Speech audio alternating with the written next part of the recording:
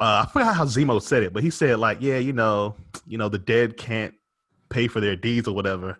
And then he stops him from killing himself. He said, "Oh, well, the living are not true with you yet." I was like, woo!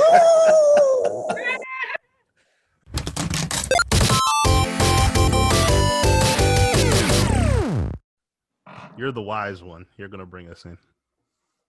Give us some words of wisdom. Exactly. Y'all. Confucius said. Oh, I wasn't going that far. All right, go ahead. Bring it in like right here. Yes, that's the way to do it. So, Sam.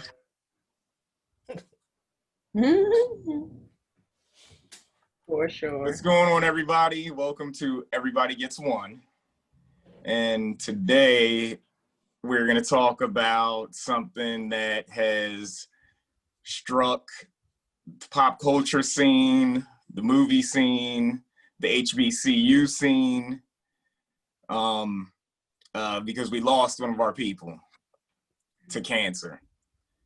And we're going to speak on his life, contributions, where we go from here. And, hopefully you guys will, enjoy and leave us some feedback. So I say, let's go with Sam. Let's bring Sam out the gates, because Sam is, I know this hit you hard, man. Now, so where was everybody when they first heard this news? So when did this happen? On a Sunday? On a Saturday. Saturday? Oh, Friday? Friday? Right. Okay, Friday. I was at a birthday party. I think I was just leaving my mom's coming back home. I think I was here or on my way here. Mm-hmm. So I got the news from my boy, right? So he sent me a message on Facebook. He was like, Chadwick Boseman died at the age of 43. So I looked down at it and I'm like, nah, you fucking kidding me. And then so after that, I got a news alert from CNN from the app, and it said Chadwick Boseman died. I'm like, yo, what the fuck is going on right now? And come to find out, I didn't know. I don't know if anybody else knew, but this man was going through some shit. Like, he had colon cancer. He'd been fighting it for the last, was it 4 years? Yeah, 4 years. About 4 years. Yeah, like this man, he's been. I didn't know that between scenes he was going through chemo. Mm-hmm. He was. It must have been hard because I know with cancer patients, once they go through chemo, they're very weak. So this man is a trooper for cut to going to chemo, then come back, running lines with Tony Stark here and shit like that. Did his own stunts too. Yeah, did his own stunts. Continue to make movies. He made Message from the King, which was pretty much, I thought it was basically like like Black Panther just trying to find Shuri. I mean, I liked how that film really played out, but like this man, his life and his legacy will be forever cherished because he gave a lot. He did a lot for HBCUs. Mm-hmm. I mean, the thing is, like, I didn't even know about his about Denzel Washington being a benefactor for him at all. He went to Howard. Felicia Rashad was actually his mentor, and Felicia Rashad went to Howard. She introduced him to Denzel Washington, so she was the one who kind of bridged that gap, and he instantly took him under his wing, paid for his tuition. Damn, that's one hell of a connect, man. Yeah. Right. That's not even connected. You're anointed at that point. Yeah. I mean, this man has been struggling with this for the last 4 years. And I said, come to find out, I didn't even know this dude was married. Yeah, he kept that kind of quiet too. Exact. This man is very private. It was in the news, but his wedding was very private. But it was in the news that he had gotten married, and you know, that they had been dating or whatever for a minute. I must have missed it because normally, you know, with actors, certain And the actors, blogs just jump all over yeah, you. you'll get a glimpse of who they're dating with, dating or whatever. Like they'll even take him to the red carpet event and stuff like that. He didn't. I don't think I haven't seen her on the red carpet. Well, it kind of got lost because they got married shortly after the movie came out. I would say in 2019. So Oh, okay. So the movie kind of drowned out the personal relationship. So the con season had like already ended. It was like dying down, and you know all that and then he got married, had a private ceremony with her. So. Yeah, so Smart move. He. You know what that reminds me of? That reminds me of back in the day when we didn't really know much about celebrities. Like the only time you would know something about them is if an article that they were a part of comes out, or you know they do something on TV real quick and they just happen to tell you something about their lives. I miss those days. Yeah, man. I didn't even know that he had a kid either. It just said that he was got a kid by his wife and kid. I didn't know he had a child. I didn't know he had a kid. Yeah. Well, Yeah. So Alex, I was the one that told you. Yep. I sent you a message, and like what was going through your head when you first saw my message? Well, first of all, I thought it was something wrong. First of all, I thought it was like, all right, this is fake. This has got to be fake news. So instead of responding immediately, I was like, all right, I tried to hurry up and quick and do some Google searching. And as soon as you sent it to me, my Google alert popped up saying that he passed away. And I'm like, nah, let me hurry up and go to Facebook. Went to Facebook, 5 articles pop up. Right. Everywhere I go. And then it was like a storm of everything that I normally don't check. Mm-hmm. Everything just coming at me. And I'm like, this is not a joke. This is real. Right. And it just like blew my brain because I'm like, I swore that one picture that I saw of him when he was like real small, and I think it was like a Instagram photo or something like that. Yeah. I swore I thought maybe, okay, that's got to be for like a role or something, you know, because 50 Cent has done that before. You know, 50 Cent is like really buff, and then he did that movie where he had to act like he had cancer, and he actively got really small for that role. Like it looked dangerous. He got really small for that role. And so I'm just thinking, okay, this has got to be along the same vein. So I never thought nothing of it.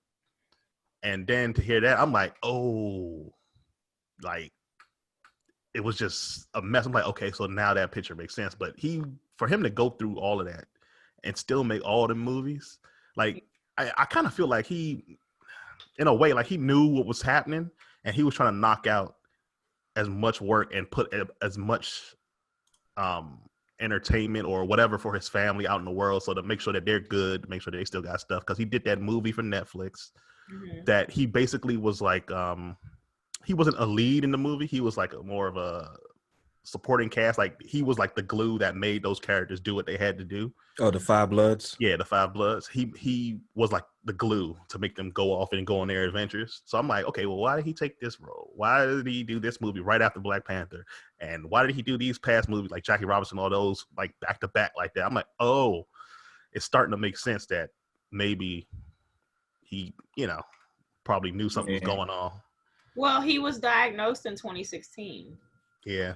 So, it's like, what would you do if you knew that you basically had your time was limited? I mean, all of our time is limited, but like if you knew that there was like a set stopgap on your time, man.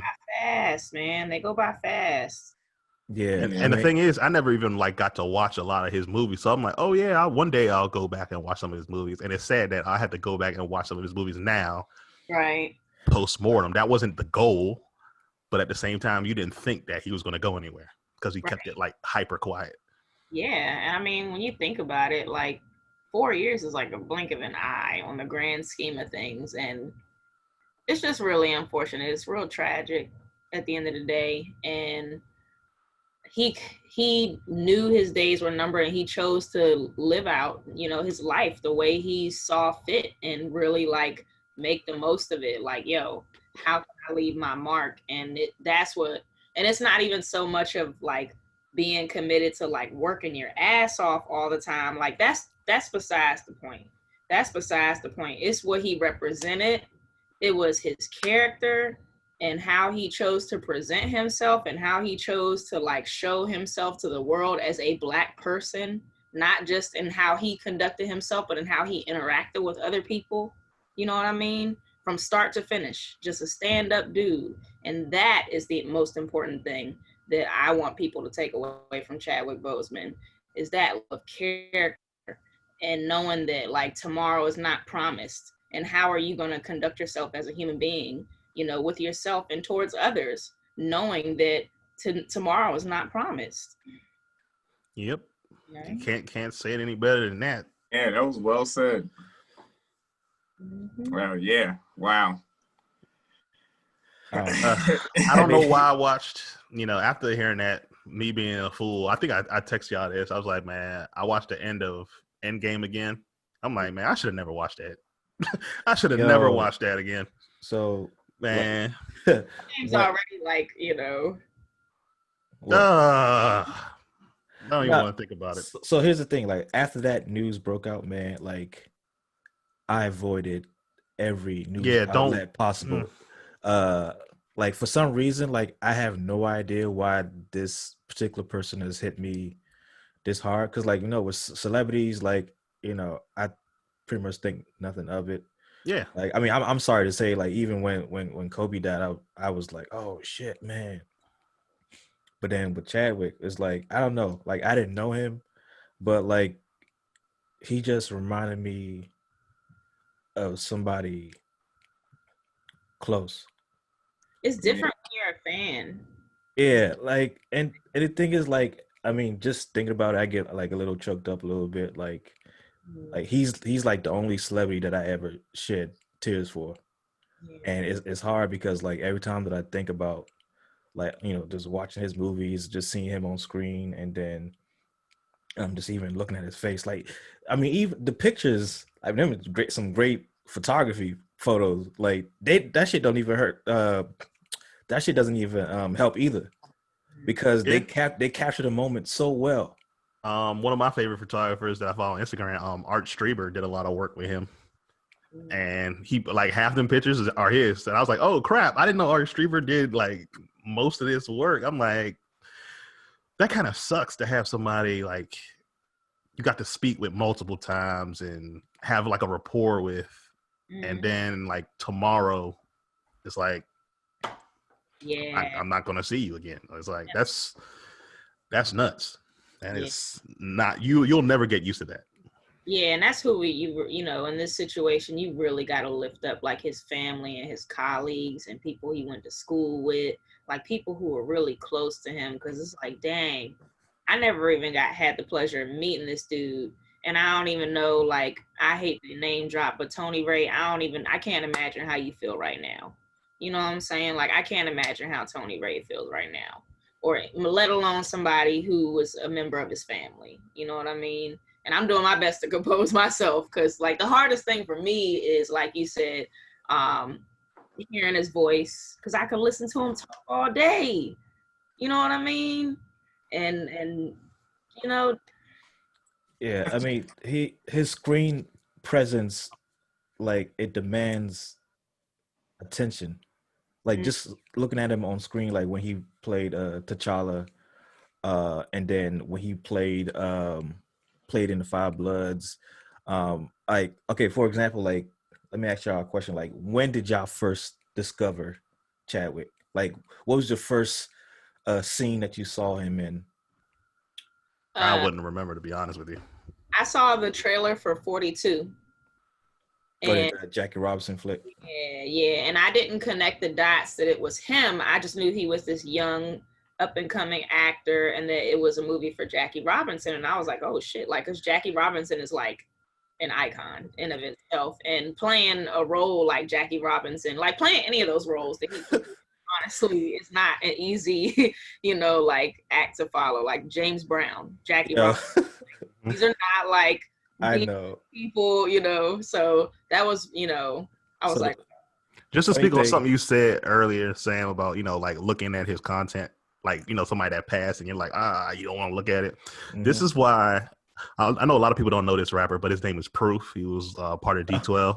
Yeah, I remember him. He was my favorite rapper out of D12, and that's part of the reason why I don't listen to any more D12 music, because it will mess me up. Because I'm like, you see the potential for someone, you see where somebody's going, and then just to see it just get snatched away like that, it just messes with you. Yeah, I mean, just to like make a serious moment like kind of funny, but like when Chadwick Boseman played Jackie Robinson, and then he later on played Ray Charles, and then I'm like, I didn't even think that I knew his name off the top of my head like I know it now, but then I'm like, yo, why is Jackie Robinson playing Ray Charles? He was James Brown. James Brown. James Brown. Yeah, that was that was Jamie Foxx. Yeah. I was like, why is Jackie Robinson playing James Brown? I'm like, yo, what the hell's going on? Because I know he's only done like maybe 2 biopics, but it feels like he was the poster boy for like every biopic back in the day. I'm like, yo, can we like get other people besides like just one person playing like all these different roles? Yeah.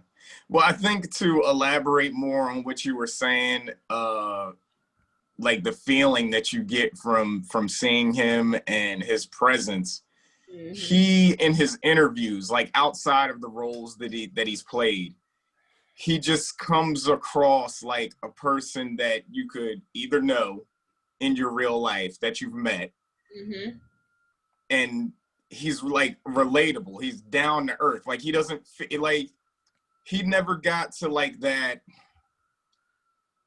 Tom Cruise level of celebrity. That untouchable so he always feeling. He always felt like within reach. Like he felt like a real person. Even on screen, he spoke, like somebody that you could actually speak to.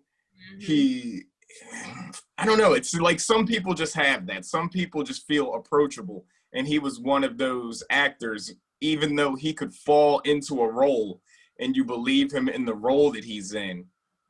When you look at him outside of that, you could really see that he's like a dude. He's like he's like one of us. Like he feels like somebody we could have on this podcast. Yeah, man. It feels like we just had Korean barbecue together like yesterday. And then all of a sudden he's gone. Like that's how hard it hit. Like real talk, somebody that we went to school with, Sam, she actually met him. I'll leave her anonymous because she's a pretty private person. I don't know if she wants to be on this podcast, but it was her birthday and she was at a hotel and she was checking in at the spa at this hotel to treat herself. And they were like, "Happy birthday, Miss Such and Such." And then behind her, she hears a voice like, "Happy birthday, Miss Such and Such." And it's Chadwick Boseman. And she like runs into him again throughout the course of the time she's there. And he's like, "Hey, it's the birthday queen," like he's hyping her up and stuff. So like just a real good dude, man. That if somebody can remember you like that off the cuff, you know that each person that he meets, he takes a part of them and then just has it with him 24/7. Yeah. And like Cece, the post that you shared of Chadwick when he was at Howard, those photos when they were on the rooftop, talk about blast from the past, right? That felt old school. Those photos looked like any photos that like people like our friends would have taken of us. Just in the moment, like enjoying the weather that day, enjoying the company, of those people. Like as I was looking at those photos, I could like feel it. Yeah, it was real. Yeah, you could tell they enjoyed his company by the picture. Because people don't take that time to like take candids of you like that unless they really like you. Yeah, and the thing is, you could tell those candids were just chilling. It's not hey, let's stage this type of thing. It was like genuine. We were chilling, and we just so happened to take pictures. It wasn't a forced moment. And he's been a philanthropist. Like when he was at Howard, he stepped to the president at the time, like basically like, "Yo, you're not adequately funding the fine arts program," which is like in large part why this dude needed help from Denzel Washington to pay his tuition. So like he was about it. He was always for the culture. He always stood up for what was right. He was just that guy. Period. So, Yeah. what just bring something light into this? Like, what was your favorite scene from Avengers with Chadwick in it? Chadwick in it. Oh, Chad. Or any of his MCU appearances. Yeah, any of them. Okay. I can tell you two right now. Get this man a shield. Right. No, not that one. For me, that's gonna be an iconic one though. For me was in Civil War. At the end.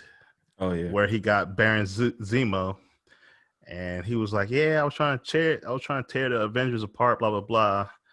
And he realized that, okay, you were using them to destroy each other. You were trying to use their animosity against each other. Well, it wasn't really animosity. It was like he was basically saying, all right, you hid some information from them and used it against them to make them hate each other.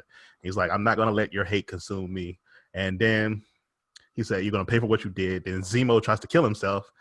And I forgot how Zemo said it, but he said like, yeah, the dead can't pay for their deeds or whatever. And then he stops him from killing himself. He said, oh, well, the living are not true with you yet. I was like, woo! The living ain't done with your ass. Let's go, baby. And of course, when he walks through the port, first of all, portals go to Avengers Endgame, the music, right? Go to the discography. It's a song called Portals. That's at the end where everybody comes out of the portals. Of course, that's my favorite music of all time in the Avengers series, period. Mm-hmm. And of course, seeing Black Panther as one of the first people to walk out of the portal I was like, cool, baby, he ready to go to war. Had all of Wakanda behind him. Those two scenes are by far the best. Yeah. For me, I'm gonna say in Black Panther when he goes back to the spirit realm to tell his ancestors that they were wrong. You're wrong. You're all wrong. Yeah. Gotta roll them R's. Yeah, I feel like he delivered that fantastic, and the message was relevant. Mm-hmm. Like, just telling them that you shouldn't have turned your back on our people, and left them behind, and that he wasn't going to make that mistake. Yep. You don't got to follow the same path as your ancestors. You don't have to stick to tradition. Right. Or you can take what you need, you know what I'm saying? Exactly. Like, just abandon everything Wakanda, you know what I'm saying? But it's like that part, like take what you need from the past and evolve into the future. Exactly. Yeah. So, all right. Well, I'm gonna let you guys say your favorite scenes, but I just want to elaborate on something and clarify something that I spoke to somebody about earlier today that has to do with Black Panther. Mm-hmm. I mean, my favorite scene was basically when we got first. Was it when we first got introduced to him? The first suit when he was chasing Winter Soldier. Winter Soldier. Yeah. Oh yeah. In Civil War. Yeah. Oh yeah. That was tight. Yeah, that was tight. Yeah, I like that, and then I also liked the fight between him and Winter Soldier when he wasn't even wearing his suit. This man held his own while everybody else, because mostly Iron Man or whatever, like he needs a suit to fight. Well, yeah, he needs a suit. He's a normal person. Yeah. But yeah, he was holding his own. Like this was a man that came on the scene, mind you, wearing a crisp white shirt and some black slacks, and you fighting the Winter Soldier. Like I think he had sandals on too. He had sneakers on. He did? Okay, I was about to say because he scaled up that that motherfucking staircase. I was like, how does this nigga do that shit in sandals? And then I remember that he had, the purple herb or whatever that thing is coursing through his veins. Oh yeah, the heart-shaped herb. Yeah, you're right. There you go. He basically got the natural super soldier serum coursing through his veins. Plus the spirit. With the Black Panther inside of him. So So yeah, boss. So I think the one line that sticks out most in my head is like, "As you can see, I am not dead." Oh. That's one of my favorite jokes. That was such a victorious. I remember the how I felt in that moment. And then, so not really a particular thing, but I absolutely loved the way Black Panther interacted with the women in his life. Particularly, I think, well, his relationship with Shuri was really cute. It was like very big brother, very little sister. And he respected her despite the fact that she was like so much younger than he was. He respected her and pretty much acknowledged the fact that she was smarter. Yeah, she's the genius. She's the Tony Stark of Wakanda. Mm-hmm. He ain't got no choice. She built the suit. But his conversations with Nakia and Okoye, and like even with Nakia, like that was his ex-girlfriend, so it was like weird, but he still like respected her and respected her opinions and her insight. And then obviously Okoye, you know, it was like they always had the last word at the end of the day. He would say something smart, and then Okoye would be like, "But you froze, though," you know. So that was like really cute. Yeah. Okoye was like that friend that always jabs you when your head gets too big. Yeah, and then Shuri was there for the you know, to hold him too. She was like, "Did he freeze? Did he freeze?" Yeah. well, I mean, go ahead, Rio. Tell us that little story you got. Okay, so I was talking to my coworker about Black Panther the movie. And I was explaining that the movie is different. What makes the movie so great and what makes it different is that the hero, the protagonist, actually learns from the antagonist, and the antagonist is what makes the hero a better character. So, like in the Black Panther movie, Killmonger is actually, he's written like, the movie's written better for him, and it's just, his storyline is more interesting than T'Challa's storyline initially, right? Because T'Challa is the character that he is. He's established. He knows what he needs to be. He is king. He knows what he has to do. And he's on the path. Now, have you guys heard this? People comparing Black Panther to like the Lion King? I've heard, but that kind of seems like a stretch to me. So, okay, explain how that more to Thanos, honestly. It's nothing, in my personal opinion, it's nothing. I see what they're trying to say. I see, with the father dying and the son taking over, but that's the stretch. Just because a father dies and a son takes over doesn't mean that it's the same story. Exactly. And Simba doesn't learn anything from Scar at the end of the movie. Exactly. The only thing that he learns is that he's got to struggle and he's got to grow up. And he has to stop being a kid and learn to be a man. Right. Whereas in Black Panther, T'Challa actually learns something from Killmonger. And that is what progresses his character development. As like, that's where he realized how he was going to rule and be a different type of king, was actually from the villain. That's new. Yeah, that's unique in that story, is that, I mean, how often does the hero actually learn from the villain? I mean, probably a handful of stories that we probably can't even say off the top of your head. Because even think about it, like in The Dark Knight, Batman doesn't really learn from the Joker. Nope. There's nothing to learn from the Joker. Kind of does, but it's more obscure. He learns that he's a freaking psychopath, and that you can't negotiate with him. Did he learn anything from Bane? Oh, he learned that he needs to wear a suit and not get his back broke. That's what he learned from there. Build suits. The Joker always gives him more of a tap into like the human psyche, because with the Joker, he was like, why he was always trying to figure out what the Joker's motive was, where Bane had a motive. Bane had a clear motive.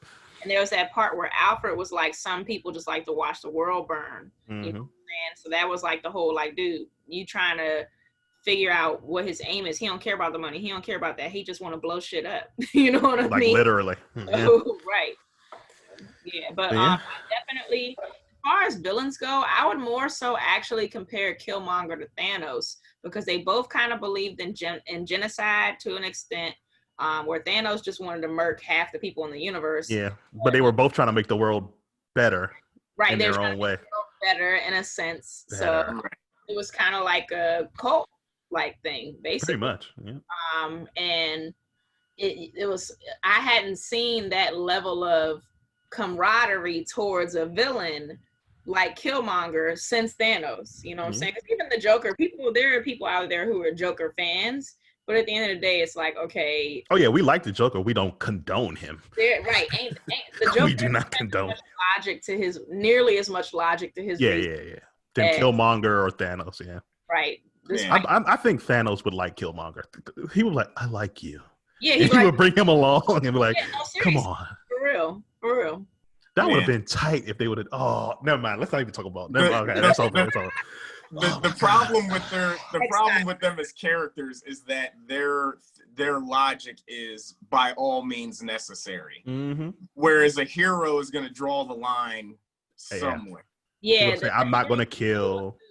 Like altruistic to a fault, right? Where, like, you need that lens. Like, okay, because if you don't understand that lens, it's just like the saying goes, like the child that's not loved by the village will burn it down to feel its warmth.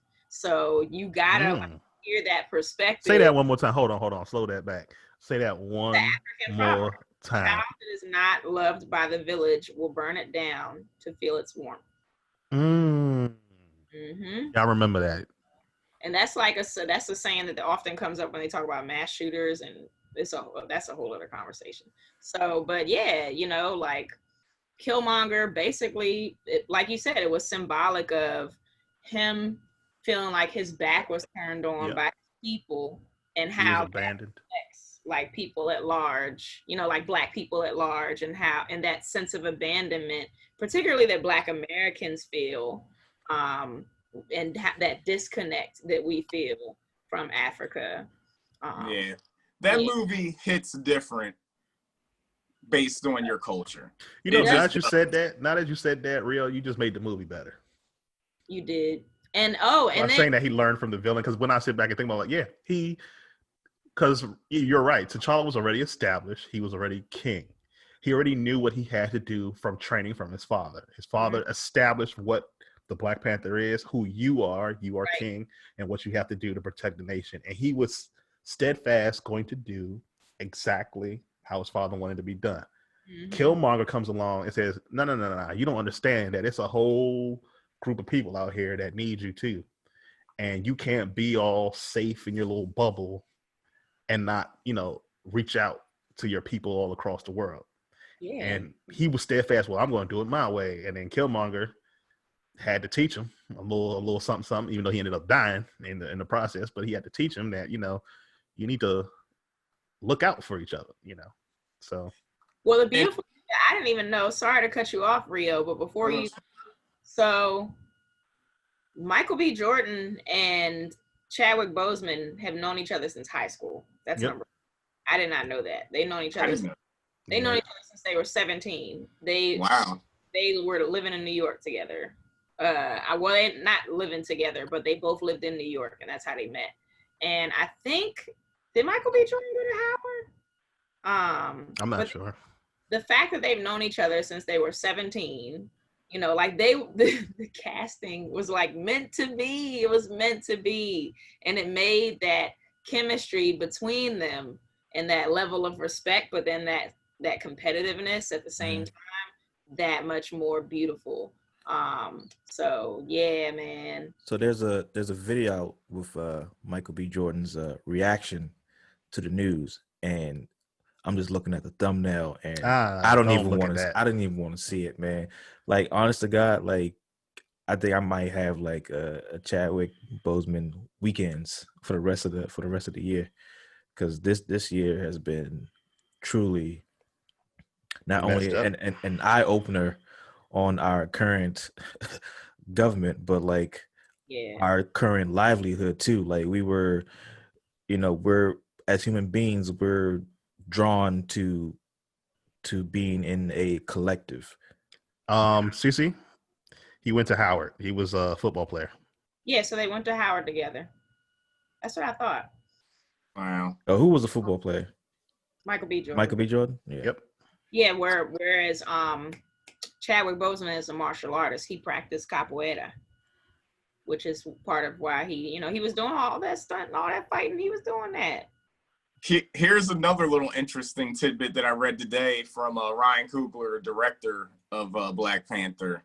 He wrote a really also from New York. What's that? He's also from New York too. Oh, Ryan Coogler is? Yeah, like the whole Stan Lee, all of them from New York. Yeah. All the great artists.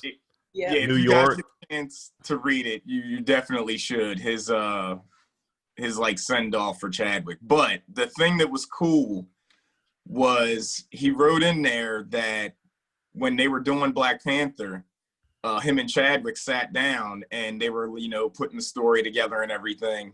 Mm-hmm. And they were trying to decide with Killmonger what they wanted to do because they knew he was gonna die at the end of the movie. Mm-hmm. So originally they were thinking, Ryan was saying that he was thinking that they would bury Killmonger in Wakanda. And then that's where they switched it. Chadwick said, well, why don't we have him say that he wants to be buried with his ancestors? And the line where he says, bury me in the ocean. Right. That's where that originated. So Chadwick actually is the one who directed the script towards that, which is that's one of the classic lines of that movie, and that he had that influence and that insight to think ahead to how the character would go out. Yeah, it was, that's. Yo, man, I just love the collaboration that you're an actor, you're supposed to just come on set and do your job or whatever, but for you to give your input and then the director be like, you know what, that's a fucking great idea. Mm-hmm. And just to have it in the movie, and then forever you'll be remembered for the guy that's like, hey man, that's my scene. You can watch it. You helped make the movie better. Exactly. Facts. Yeah. Not all actors can do that. Actually have creative input, because some of them aren't that great. They're only good for one thing. Do your job, act, go home, please. No more ideas.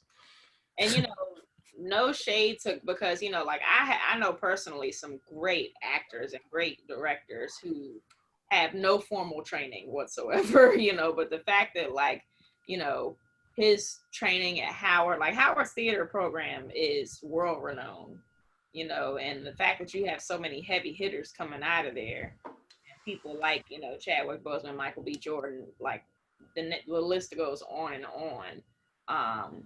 And to your point, Sam, what you were saying about his scene earlier, there's something that I hear a lot, in regards to death and dying, to be quite frank with you, because in my last job I did a lot of stuff that was pretty adjacent to grief counseling, so it's kind of become something that I've learned to talk about, and it's really a healthy thing to do once you become more comfortable with it, as much as it hurts along the way. Don't get me wrong, I've been crying nonstop about this shit.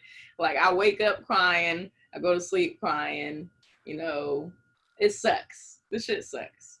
But, everybody has two deaths. And you have your physical death, and there's the death of your legacy. And the first one, you don't have a choice, right? The second one, you have a choice, or we have a choice, rather. So it's up to us to make sure that his legacy never dies. Whatever it takes. And of course, his legacy is so much bigger than Black Panther and his role. But the thing that I love so much about Black Panther is, at least in my personal opinion, it's the closest role that he played to who he actually is as a person, in terms of his values and how he treats people. He really was born to play that role. He really was. And the fact that he had values that were aligned with T'Challa, but as a Black American has an experience that is aligned with Killmonger, is what made him so perfect for that role. Yeah, I mean, there's been live action black superheroes along the way over the past couple of years.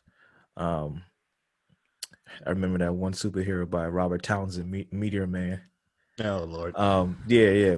But the thing about that, Meteor Man and Blank Man. yeah. So comparing those compared to those superheroes, like it really depends on the time frame of where it actually happened. When it actually happened, because I think Black Panther, like the character, is more relatable now because right now Black people need to have a sense of security, a sense of belonging, Pride. a sense of pride, someone or some type of figure that they can be look up to and be like, you know what, I want to be dignified like that person. I want to have my swag. I want to talk the way he do. I want to do the things that he do. And it all comes down to you changing your mindset to be what you want. Like, I mean, hey, if you want to sound like Chadwick, go ahead, grab a book once in a while. Hey man, you got the word of the day. Start using your word of the days. You want to dress like Chadwick, man, Save your money. save your money. You don't gotta be buying. You don't gotta be buying. You can buy Fucci rims instead of and Gucci. shit. You don't gotta Fucci's be fine. buying rims. You can buy your shoes from AliExpress. It'll take like 8 weeks, but they'll be cheaper than buying Nikes. You get like $20 shoes for the price compared to the price of like $100 and some dollar shoes. So Now that you bring that up, it's so funny that you say that because Michael B. Jordan was like the flashy one between the two of them, and he's like the one that like. I remember when they had the premiere. It was on Monday, the Monday before the movie came out, and they had a panel discussion. And Michael B. Jordan stood up to like to adjust his coat, and all the women in the theater like reacted to him like dusting off his coat, and it was like, "Ooh!" Even me, I was like, "Ooh, that was hot," And that he's kind of like a magnet in that sense. But guys like Michael B. Jordan want to be like Chadwick Boseman. Like he's like, he don't want to be like me. I want to be like this guy. You know what I mean? Like that is the beauty of their relationship. You know what I mean? It's like Chad like, nah, you think you want to be like me, but you actually want to, this guy's the one who's got it figured out. You know what I'm saying? yeah, there's that. So it's like comparing how dignified certain people look, right? So Denzel has a swag, right? And Morgan Freeman has a swag. Mm-hmm. A lot of people want to be like like Denzel, but I'm over here trying to be like Morgan Freeman, where his beard is like all the way long like this. He got a cigar. He got that top hat. Morgan Freeman. He do Morgan Freeman. Don't sleep on Morgan Freeman. The March of the Penguin. Launches the penguin. Goes into the ocean. Morgan Freeman. Bruh, do y'all watch that YouTube channel where this guy like imitates Morgan Freeman's voice? Oh, Sanders, Sanders. I don't know what his name is. He plays with him. He plays with him. So he was doing, and they do all these like nature videos. Yeah. Oh my god, I'm gonna send it to y'all. Their joint is hilarious. Sometimes I go to sleep to it because Morgan Freeman's voice is just. It is mad soothing. Yo, they have. I think there's a Spotify channel where you can just listen to him. Let's like read a book or something. Oh my god. Give you a sleep story. Thanks, yeah. As you close your eyes and just think softly about your life. Yeah. No, Chadwick definitely has that type of voice. Because like you're saying that, and I'm like, dang, if you could do like a yoga mixtape, and I would totally buy it. Just meditate. Yeah, and then when you get the position wrong, you're wrong. You're all wrong. Oh. I'm sorry. $1 million. You're welcome, Marvel. Yeah. Oh, they better not mess with that. Yo, man. so how do you think this is? You have to donate all the proceeds to his family in cancer research. Yeah, they're donating the Children's Hospital for the cancer, stuff. Because he actually went to a lot of children's hospitals. Yeah. During when he knew that he had it, and probably I assume before then too. But especially Marvel heroes. They do that a lot. Oh, yeah. You know, Yeah, for I the saw kids. Cap did it before a couple Yeah. times actually. Yeah, I know Yeah. Robert Downey Jr. did that a few times when he gave this one girl who was missing an arm like an actual prosthetic. Yeah. Hold on. What? Please tell. Oh man, did it look It like looked a? like the Iron. Yeah, it looked like the Oh like the Iron Man man, gauntlet. I'm jealous. That's good. Oh, she has a repulsor arm, and Yeah. I don't. Jealous. I just have a broken Infinity Gauntlet. Oh my gosh. But anyway, But, what oh were you gonna yes, say? I'm gonna ask y'all this one question, right? So, based off of his accomplishments and now his legacy, like how from today, like how would you be more? What steps would you take to be more like Chadwick? Like whether it's like being nice to the next person you see or doing something that no one really asked you to do, but you saw that they, you know, needed help with something and you just did it. Like, how would you be more like Chadwick after this day? Well, like Cece just said, I'm trying to remember the right word that you used. Did you use the word legacy, Cece? Mm-hmm. Like how you immortalize yourself, essentially, not just to keep his legacy around, but we all need to create our own legacies and make sure that we immortalize ourselves. And that goes not just for the four of us, but anybody who's listening, anybody who feels disenfranchised. Do something that's going to sustain your existence beyond when you leave the physical world. You know, and you know, like be outspoken, be out there trying to make a change, make your voice heard. You know, I mean, there's a platform for whatever it is that you do. Find whatever the highest platform for that is and get on it. Get on your soapbox. You know, some people gonna call you crazy. I mean, it don't matter what you do, people gonna call you crazy. They're gonna think you silly. Yeah, you can't please everybody. Yeah, they're gonna tell you why you doing that. Don't do that. Do you. Right. You know, and do what's important to you and try and make a change. You know, just that's what I would say. How I would want to, you know, honor his you know, time here. And I mean, us doing this podcast, I mean, this is really us doing our part because our voices are out there and we Cementing our legacy. Yeah. You know, so yeah. Rio on your head, cementing your legacy. Oh my gosh. Yeah, y'all do that. So yeah. Well, Rio pretty much said it. You said what we need to do. I can't be as nice as Chadwick Boseman. You know, I can't stop saying nigga. Well, So I'll that's tell not going to work. the difference between being nice and being kind. I could try to be less problematic. Not That's saying a lie. not saying the N word is being nice, but you know, Nice to who? that and being kind. But that's what I'm saying. Nice is like manners and polite. That's like respectability. Like Chadwick don't care about none of that. Chadwick cares about how you treat people and how you make people feel at the end of the day. How do I make you feel, Plantain Poppy?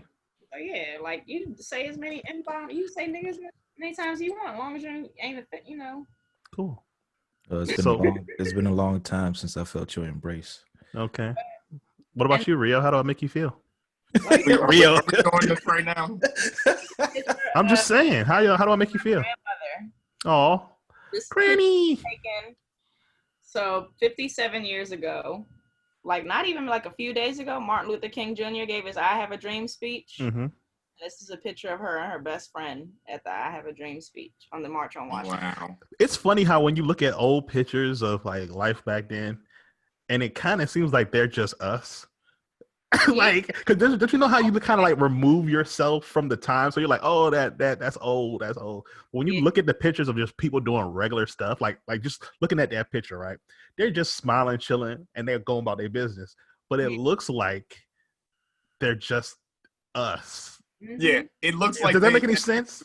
Just in black and white. Yeah, it's just our picture, but in black and white. Like Facts. they're going through the same stuff, same. Oh man, I gotta get to work tomorrow. But just lifting up stuff like that, because like he said, you know, we all exist. Your purpose is the reason why you exist in this moment in time in history. You know, so oh yeah, I saw that video. Like my grandma's still here. You know what I'm saying? My grandmother will be 81 next year. Actually, she just turned 81. So like this is part of her legacy. You know what I'm saying? And part of her legacy and telling me that story and showing me these pictures so that, you know, that I can pass it on to my grandchildren. You know what I'm saying? Like that's something that money can't buy. Like money can't buy that, you know, and that's something that, but at the same time, it will take you far. It will take you so far, and it's gotten me to this point. And like you said, it doesn't matter like who. I don't care who likes me. Quite frankly, sorry if you don't. I mean, I do my best to be a woman of my conviction and to be a woman of introspect and to constantly, you know, look at myself in ways that I can improve. But at the end of the day, the only person who I really care that likes me is me, and I don't have to rely on validation. Chadwick didn't have to rely on validation from the outside world because he got it, you know, in his inner circle, and he got it at Howard, and he got it from his mentors and his friends and people he trusted, and how he and apparently and evidently how he was raised. Don't focus on people who don't see the vision. Yeah, like you just gotta, you know, take those trusted opinions, a few trusted opinions that matter, and then fuck the rest. Like for real, like forget the rest. Because you know, like even towards the end, people were making all sort of horrible speculations about Chadwick, and that was messed up because he's clean as a whistle. You know what I mean? And people speculating that he's on drugs, and that's a whole underlying racial undertone to that. That's a whole other conversation. You know what I mean? Damn, they're trying to say this man was on drugs. Yeah, like yeah, was it a couple of weeks ago? Not weeks ago, months ago, because there was a photo of him and he looked kind of like he lost kind of weight. homeless or whatever. But Well, it's because of the chemo, right? He had lost a substantial amount of weight. And Yeah, that's what chemo will do to you. It'll mess you up. And his hair had grown out, you know what I'm saying? Oh, you're talking about the picture of him standing up when he was like walking down some steps or something?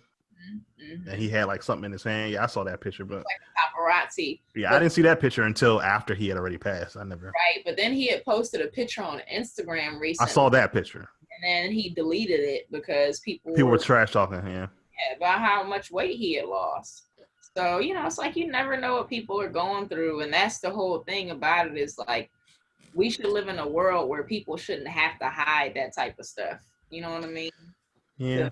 Well, sadly, the internet right doesn't allow you to win. The internet always wins, sadly. They always talking trash.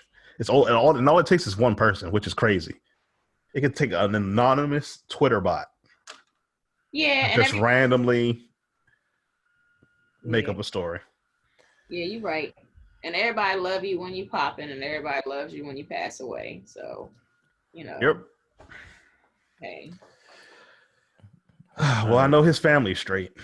Yeah, he deserves better. So let us, the people who, you know, see him for who he really is, make sure that we honor his legacy and don't let anybody, you know, convince anyone otherwise.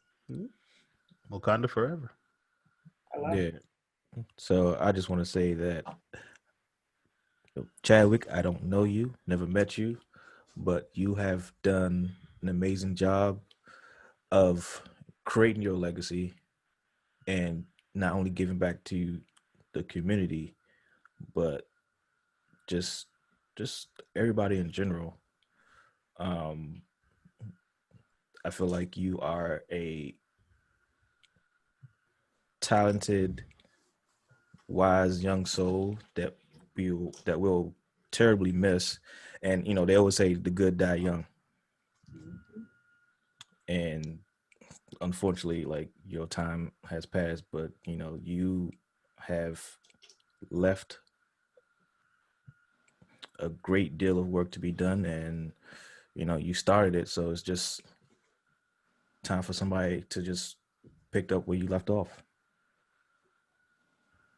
So long live the king. Shade of that. All right. I'll shade. Well, we don't need to do anything else. Peace and love. Bye, everybody. Wakanda forever. Wakanda forever. Wakanda forever.